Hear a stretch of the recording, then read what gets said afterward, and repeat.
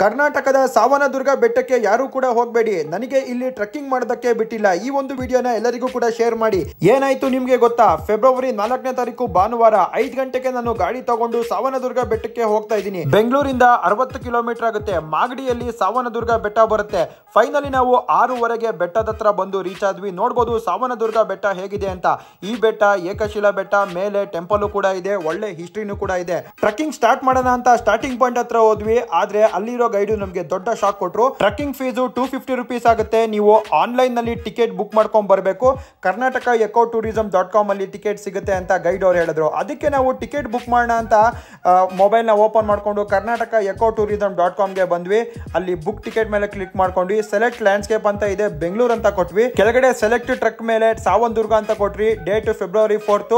Check availability ಮೇಲೆ click ಮಾಡಿದ್ವಿ. ನಮಗೆ ಶಾಕಿಂಗ್ ರಿಸಲ್ಟ್ ಸಿಕ್ತು. ಸ್ಲಾಟ್ ಇಲ್ಲ ಅಂತ ಬಂತು ಫೆಬ್ರವರಿ 4ನೇ ತಾರೀಕಿಗೆ. ನಾವು ಫೆಬ್ರವರಿ 5th ನೋಡಿದ್ವಿ ಸುಮ್ನೆ. ಅಲ್ಲಿ ನಮಗೆ ಗೊತ್ತಾಯ್ತು 100 ಸ್ಲಾಟ್ ಇರುತ್ತೆ ಡೈಲಿ ಅಂತ. ಫೆಬ್ರವರಿ 4ನೇ ತಾರೀಕುದು ಸ್ಲಾಟ್ ಖಾಲಿ ಆಗಿತ್ತು. ಟಿಕೆಟ್ ಇಲ್ಲ ಗುರು ಇವಾಗ. ನಮಗಂತೂ ಸಖತ್ ಬೇಜಾರಾಗಿದೆ. ಹಾಗೇನೆ ನಾನು ಶಾಕಿಂಗ್ ಅಲ್ಲಿ ಇದ್ದೀನಿ. ನಮ್ಮ ಕರ್ನಾಟಕ ಟೂರಿಸಂ ಡಿಪಾರ್ಟ್ಮೆಂಟ್ ಹೊಸ ಸ್ಕ್ಯಾಮ್ ಎಲ್ಲ ತಂದಿದ್ದಾರೆ. ಈ ಒಂದು ಬೆಟ್ಟವನ್ನು ಟ್ರೆಕ್ಕಿಂಗ್ ಮಾಡೋದಕ್ಕೆ 250 ರುಪೀಸ್ ಕೊಡಬೇಕಂತೆ. ಪ್ರೈಸ್ ಸಖತ್ ಹೈ ಅನ್ನಿಸ್ತು. ಈ ಒಂದು ವಿಡಿಯೋನ ನಿಮ್ಮ ಫ್ರೆಂಡ್ಸ್ ಫ್ಯಾಮಿಲಿಗೆ ಶೇರ್ ಮಾಡಿ. ನೀವು ಸಾವನದುರ್ಗ ಬೆಟ್ಟ ಹತ್ತಬೇಕು ಅಂದೆ ಟಿಕೆಟ್ ತಗೊಂಡು ಹತ್ತಿ. ಇವಾಗ ನಾನು ಮನೆಗೆ ಹೋಗ್ತಾ ಇದ್ದೀನಿ. ನನಗೆ ಎಂಟ್ರಿ ಕೊಟ್ಟಿಲ್ಲ. ಈ ವಿಡಿಯೋನ ಶೇರ್ ಮಾಡಿ.